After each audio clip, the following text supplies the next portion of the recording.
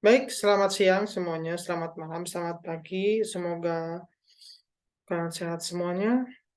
Hari ini kita akan melanjutkan perkuliahan kita. Tema hari ini adalah plagiarisme atau kegiatan plagiat atau meniru punya orang lain dan tidak mengakui bahwa itu punya orang lain. Ya. Kenapa kegiatan plagiarisme ini perlu dipelajari, terutama di bidang akademik untuk para kalian sebagai mahasiswa? Karena dengan perkembangan teknologi yang sangat luar biasa sampai saat ini, sangat mudah melakukan copy paste. Tapi selain melakukan copy paste, kita juga harus mengakui bahwa apa yang kita ambil itu bukan punya kita.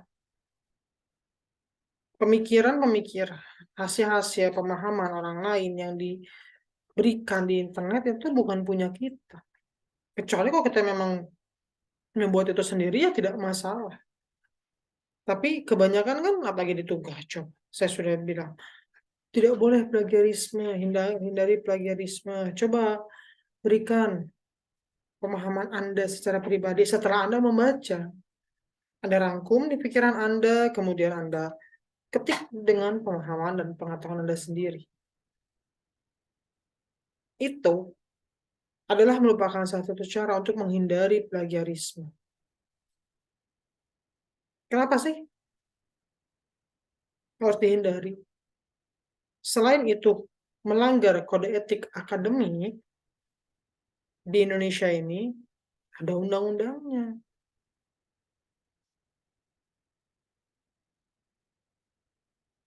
Ada copywritingnya. Bahwa sebagai manusia yang memiliki hak, kita juga harus menghargai hak orang lain. Ya, kan kalian juga secara pribadi nih, kan pengen dihargai.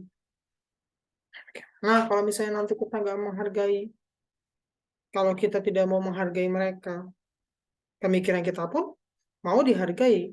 Oleh karena itu, hargai pemikiran mereka dengan memberikan bukti atau statement pada tulisan yang kita miliki, pada ucapan kita bahwa itu tuh memang bukan milik kita. Hal termudahnya adalah dengan memberikan daftar pustaka kalau di tulisan.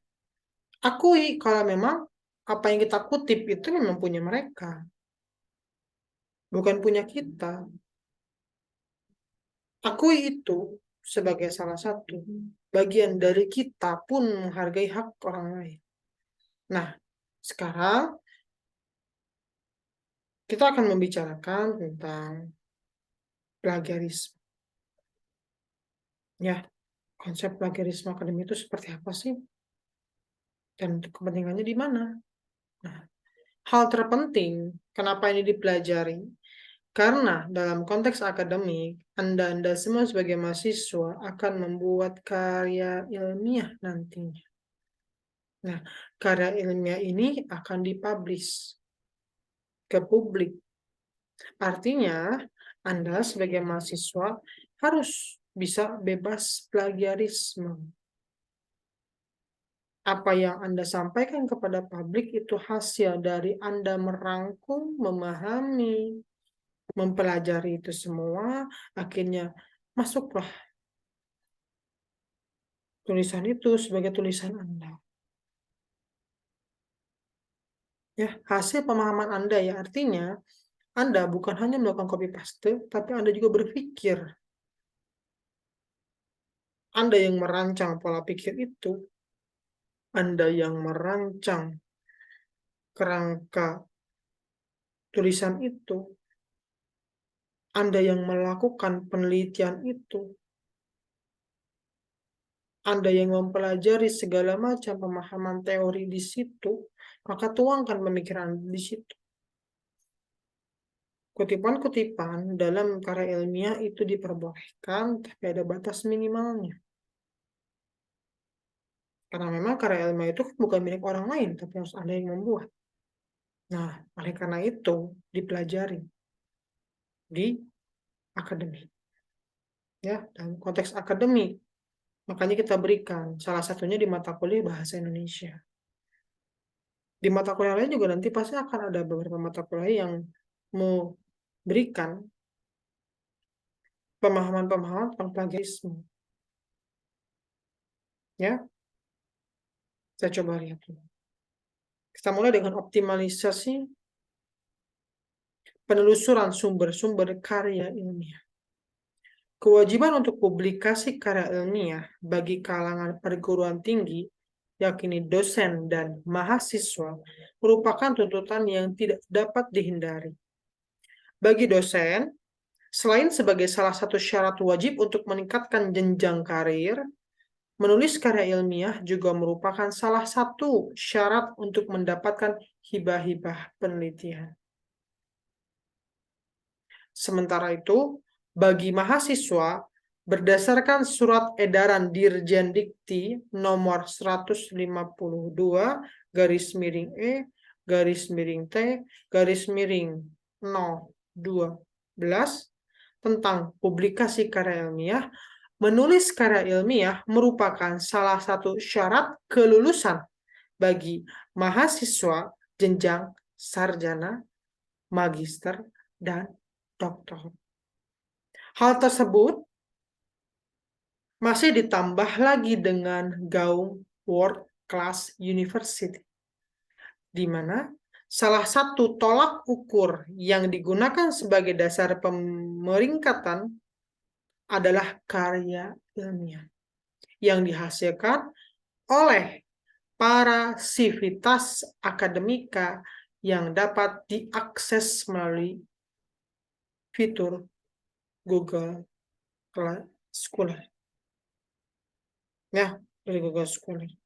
Jadi, anak-anakku sekalian, bahwa menulis karya ilmiah adalah sebuah kewajiban bagi Anda sebagai mahasiswa. Itu pun diperkuat dengan surat Dirjen Dikti tadi. Artinya, Anda sebelum menjadi sarjana harus membuktikan itu. Memberikan bukti dengan karya ilmiah. Oleh karena itu, konsep plagiarisme ini dipelajari agar Anda terhindar dari plagiarisme itu.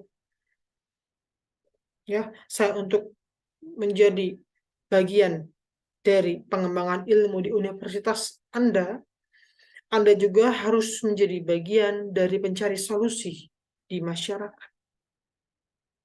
Salah satu cara terbaiknya sebagai Anda sebagai seorang mahasiswa adalah dengan membuat karya ilmiah. Bagi tadi dengarkan surat Dirjen Diktinya. Artinya memang sudah diwajibkan bagi Anda. Ketika Anda ingin menjadi seorang sarjana, Anda harus membuat karya ilmiah terlebih dahulu yang berisikan realitas, fenomena-fenomena yang ada di masyarakat.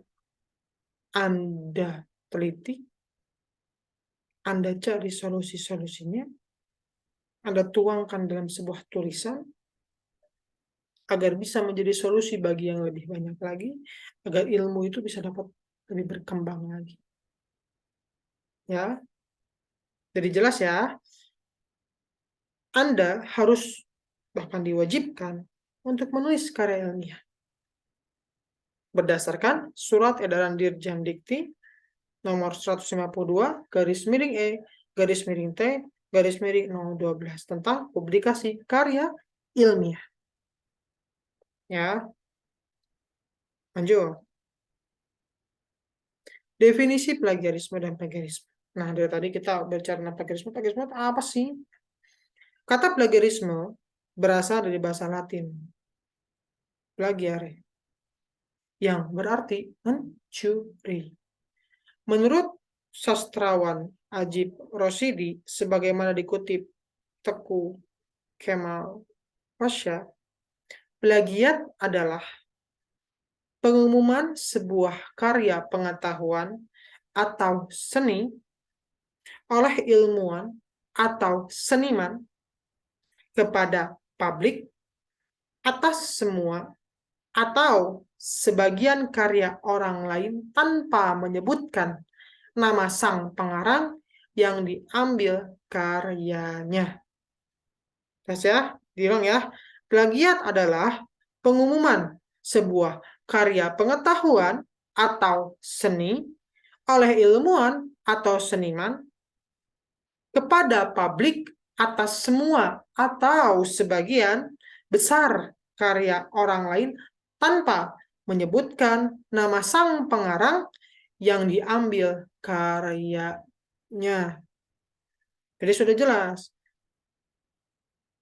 Plagiat itu adalah kegiatan mencuri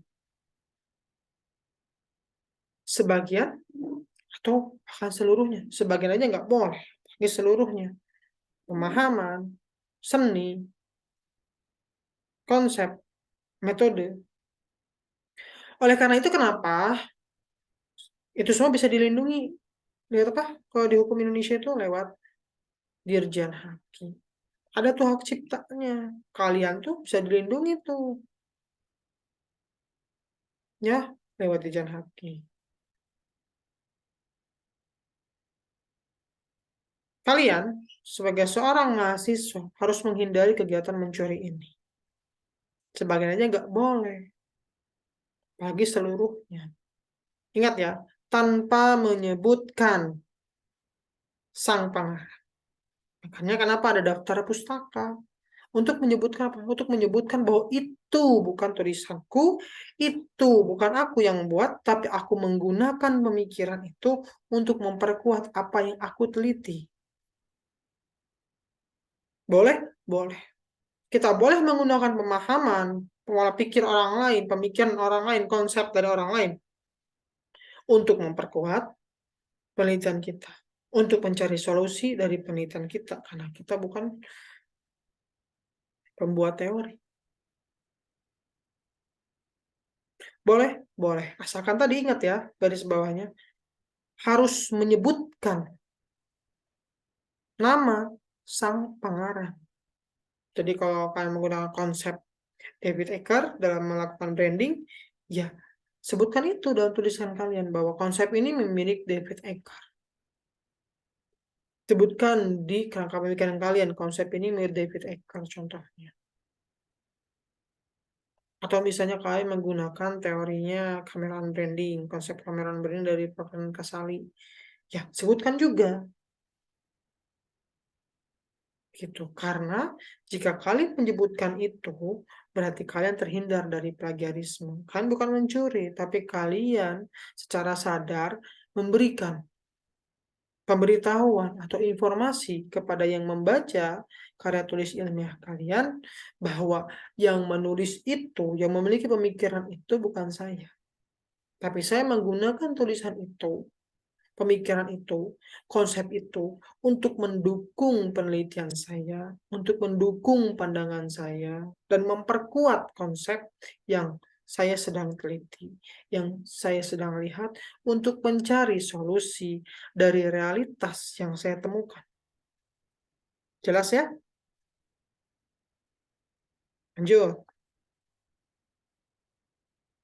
Ada beberapa tipe plagiarisme. Ya, pertama adalah plagiarisme ide.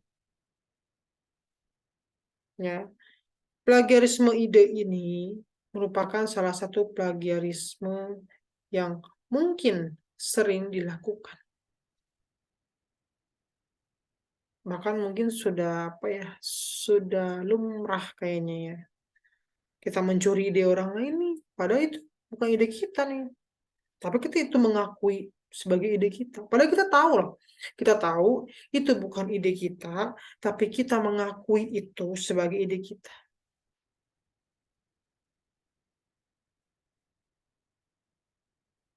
Tapi kan orang lain nggak tahu, Pak. Iya. Tapi secara moral, Anda sudah salah. Apa yang Anda harapkan dengan mencuri ide orang? Dan kenapa Anda harus malu? Kalau memang itu bukan milik Anda, ya tinggal sebutkan saja. Itu bukan milik saya. Saya menggunakan konsep dari si A. Saya menggunakan ide dari si B. Ide itu saya gunakan. Nggak perlu Anda mengatakan itu punya saya sendiri loh. Kenapa sih? Kalau memang itu memang ide orang lain dan Anda mengetahui itu punya orang lain, ya Anda harus sadar diri untuk menghindari plagiarisme ide itu. Jangan mau, oh itu ide saya sendiri. Aku yang menggunakan. Ya, jadi sadar secara moral bahwa itu tidak baik. Mencuri ide punya orang lain. Kedua adalah plagiarisme kata demi kata. Ya, kata demi kata nih, makanya ada Turnitin kan. Jadi Anda mengutip dan tidak mengakui itu milik orang lain dari kata per kata, bahkan tipe katanya sama lagi. Ya, contohnya apa? Contohnya pemberitaan. Anda mengutip pemberitaan nih, tapi Anda tidak memberikan sumbernya. Karena kan kata demi katanya di situ bisa ke detektor nitin dan itu bukan milik Anda. Dan itu paling sering dilakukan. Apalagi kalau ngerjain tugas ya, lebih paste sekali. Dan itu membuat Anda terbiasa pada kegiatan plagiarisme yang harusnya Anda hindari sebagai mahasiswa. Mau kapan Anda menghindari itu? Mau nanti. Nanti akan terbiasa bagi Anda. Dan itu akan merepotkan Anda nantinya. Ya. Kemudian plagiarisme atas sumber. Nah, juga sering dilakukan nih. Copy paste dari sumber tertentu, tapi Anda tidak mengakui itu sebagai sumber itu. Contohnya Anda mengcopy paste semua laman web tertentu, langsung Anda masukkan ke tugas Anda, yang biasanya saya juga beberapa tugas saya ingin memberikan pelajaran bagi Anda bahwa coba cari artikel tertentu, coba cari artikel ini, coba cari artikel, tapi kan Anda tidak melakukan. Malah yang Anda lakukan adalah apa? Copy aja. Terus, maka itu mengakui itu sebagai sumber. Padahal saya udah jelas di situ di tugasnya. Untuk beberapa mata kuliah ya, nggak semua mata kuliah. Sudah jelas itu. Dengan pemahaman Anda, tapi Anda mengopi dari sumber lain justru. Dan Anda tidak mengakui itu sebagai sumber orang lain. Pada saat sudah jelas menurut pemahaman Anda, tapi yang Anda gunakan adalah sumber dari orang lain. Nah itu yang salah. Nggak boleh. Ya, yang keempat adalah plagiarisme kebenaran. Ini tingkat yang lebih tinggi ya. Jadi Anda mengarang sesuatu yang bukan milik Anda ternyata dan Anda akui itu sebagai milik Anda. Contohnya buku. Padahal bukan Anda tuh yang berpikir di buku itu, tapi Anda ikut-ikutan aja. Bahkan Anda yang mengakui bahwa buku itu milik Anda, itu nggak boleh. Ya, ya dong. Tidak boleh dong. Kedua, setelah plagiarisme, kita mempelajari bahasa baku. Kenapa bahasa baku ini diperlukan? Karena untuk menghindari kegiatan plagiarisme ini.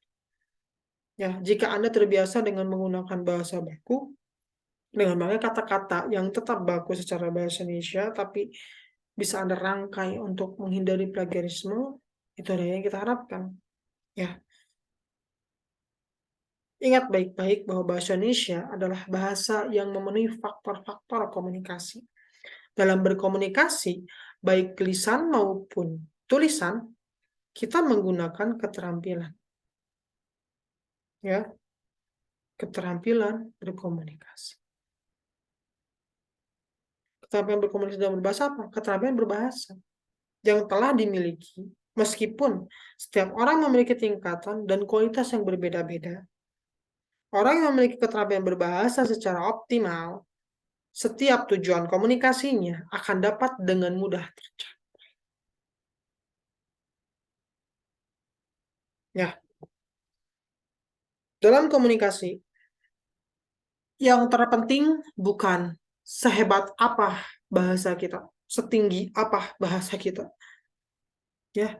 Tapi ketika kita sebagai penyampai pesan, ingat ya, dalam komunikasi kan ada who says what, in which channel, to whom, with what effect. Ya, who siapa, berbicara apa, dengan channel apa, kepada siapa, dengan efek apa nantinya. Artinya, Anda sebagai seorang penyampai pesan dalam berkomunikasi, penggunaan bahasa itu disesuaikan dengan bahasa penerima pesan itu. Nah, skill komunikasi Anda akan terlatih jika Anda membiasakan diri melakukan presentasi. Biasanya dalam presentasi itu, untuk yang tidak terbiasa akan egois pada diri sendiri, menggunakan bahasa yang hanya dimengerti oleh dirinya sendiri. Padahal seharusnya Anda menggunakan bahasa yang dimengerti oleh penerima pesan. Ya, contohnya begini. Saya sebagai dosen komunikasi mengajarkan tadi kepada Anda, kalau dengan bahasa komunikasi, oke, komunikasi itu ada bagian. Ya, who says what in which channel, who will effect. Ya, ada source di situ. Ketika message disampaikan dengan source, bingung kan, Bapak ngomongin apa sih, Pak? Kita kan ngomong komunikasi bahasa Indonesia, Pak. Iya, saya sederhanakan bahwa bahasa kalian dalam menyampaikan apa yang ingin kalian sampaikan harus disesuaikan dengan bahasa si penerima. Agar apa? Agar pesan tersampaikan sesuai dengan pemahaman penerima. Artinya, sebagai seorang penyampai pesan, Anda harus bisa menyederhanakan bahasa itu. Dan hal paling gampang mempercepat Anda untuk membiasakan bahasa dalam konteks akademik adalah dengan membaca. Biasakan diri Anda dengan membaca jurnal-jurnal. Kenapa? Karena dalam jurnal, silahkan Anda baca. Banyak sekali konsep dari teori yang textbook disederhanakan lewat jurnal dengan bahasa yang lebih mudah dimengerti. Nah, dengan itu Anda akan belajar bagaimana caranya. Akan membiasakan diri Anda untuk membiasakan bahasa dalam komunikasi. Ingat, keberhasilan komunikasi bukan dari ketinggian bahasa Anda yang Anda gunakan, tapi bagaimana Anda menyesuaikan bahasa yang Anda gunakan dengan bahasa yang dipahami oleh si penerima. Dengan begitu, Anda akan menjadi seorang komunikator. Saya mau ngomong, komunikator apa sih Pak? Saya nggak ngerti. Oke, saya sederhanakan lagi ya. Anda akan menjadi seorang penyampai pesan yang baik, yang sukses dalam menyampaikan ilmu Anda. Jadi jangan berpikir Anda bisa, ya udah Pak nanti aja gampang Pak, nanti semester 7 aja nanti ketika mau buat jurnal saya belajar. Lama dong. Anda harus ingat kemampuan berbahasa dan berkomunikasi itu harus dilatih sejak awal. Tidak bisa orang tiba-tiba hebat dalam public speaking yang dia sudah punya percaya diri tingkat tinggi. Banyak kok, saya kenal mahasiswa yang dia punya percaya diri tingkat tinggi luar biasa, tapi ketika di public speaking, dia bingung, blank. Karena tidak terbiasa. Nah, agar Anda terbiasa, maka biasakan diri mulai sekarang untuk membaca jurnal-jurnal yang sesuai dengan bidang kajian ilmu Anda masing-masing. Dimudahkan dengan apa tadi? Google Scholar. Ya, baca ya. Kita lanjut.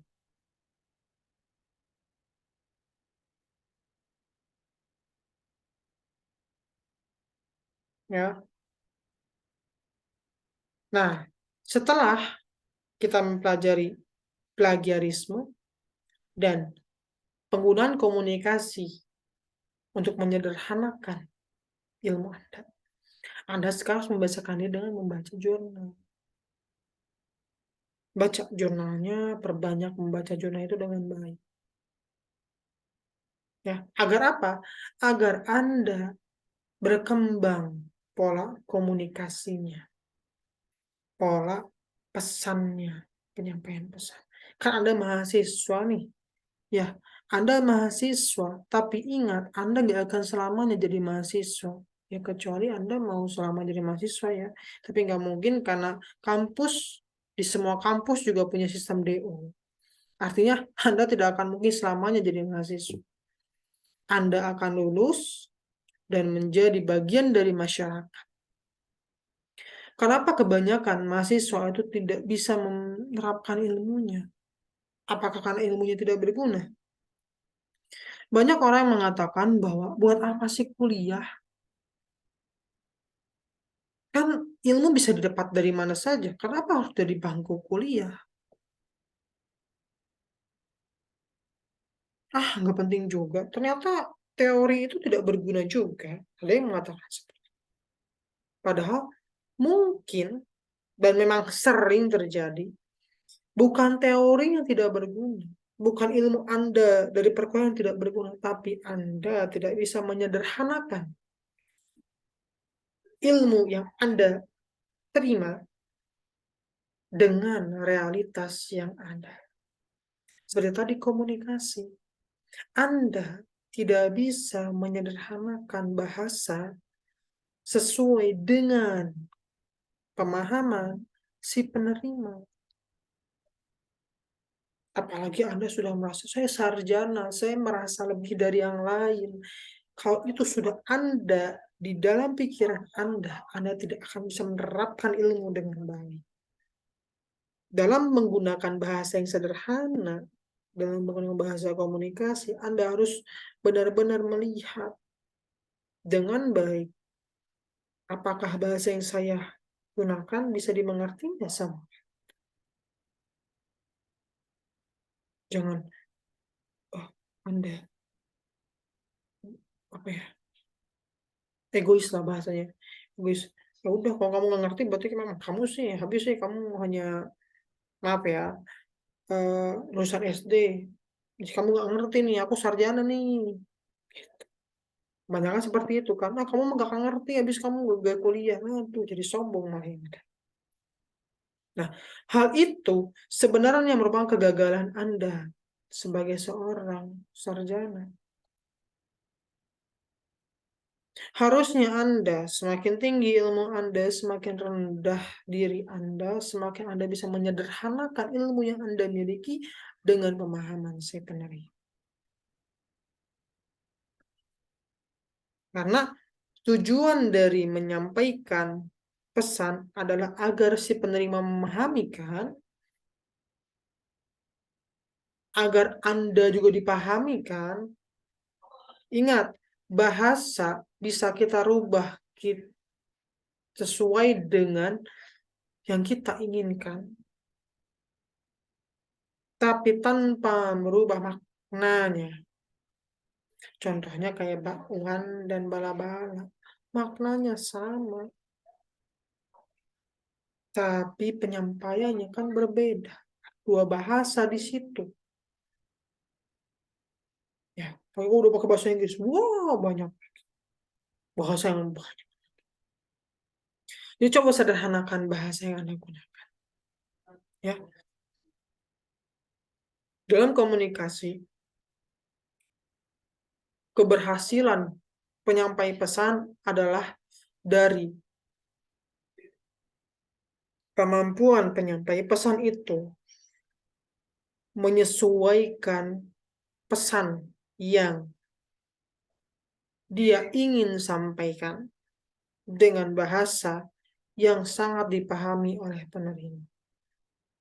Ingat itu baik-baik ya, dan latih. Bagaimana cara melatihnya? Pertama, untuk menyederhanakan ilmu Anda yang Anda terima di perkuliahan, baca jurnal. Silahkan baca sebanyak apapun jurnal. Dan memang harus banyak baca sih. Ya namanya mahasiswa, Anda mau disebut seorang ilmuwan bagaimana? Kalau tidak membaca kan, coba banyak baca. Banyak baca jurnal, nanti setelah baca jurnalnya, Anda juga harus membaca bukunya. Anda bandingkan tuh, bahasa buku dengan bahasa jurnal. pasti jauh lebih mudah memahami bahasa jurnal.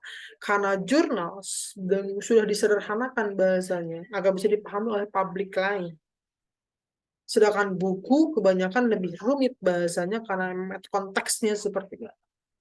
Tapi dari itu Anda bisa membandingkan dan bisa belajar, oh begini ya cara menyederhanakan. Kalau Anda bisa menyederhanakan informasi yang Anda miliki, ilmu Anda pasti akan bermanfaat di publik. Makanya, makanya bukan ilmu itu sia-sia, tidak. Selain Anda belajar untuk menangkap ilmu, Anda juga harus belajar untuk memberikan atau menerapkan ilmu itu di masyarakat. Baru Anda jadi sukses. Kalau dalam penerapan itu, tidak semua apa yang kita harus berikan pada mereka. Mereka nggak akan ngerti. Sama ketika saya sebagai dosen komunikasi, harus membicarakan tentang akuntansi. Saya nggak mengerti. Saya harus ngobrol dulu sama orang akuntansi, sama dosen akuntansi untuk menjelaskan hal tertentu dengan akuntansi. Dan itu pun terbatas. Ya, jadi untuk mencapai sesuatu yang dengan menggunakan bahasa yang sederhana, Anda harus melatih itu. Dari kapan? Ya dari sekarang. Mau kapan lagi Anda belajar? Membiasakan diri Anda untuk membaca. Ya, terima kasih. Semoga apa yang saya sampaikan dapat bermanfaat. Kurang lebihnya saya mohon maaf. Semua yang saya sampaikan di sini hanya untuk contoh perkuliahan. Tidak ada niat untuk menjatuhkan atau menghina pihak-pihak tertentu. Terima kasih semuanya. Ingat, tetap kerjakan kuis dan tugasnya. Kumpulkan tepat waktu, maka nilai Anda akan maksimal. Terima kasih. Assalamualaikum warahmatullahi wabarakatuh.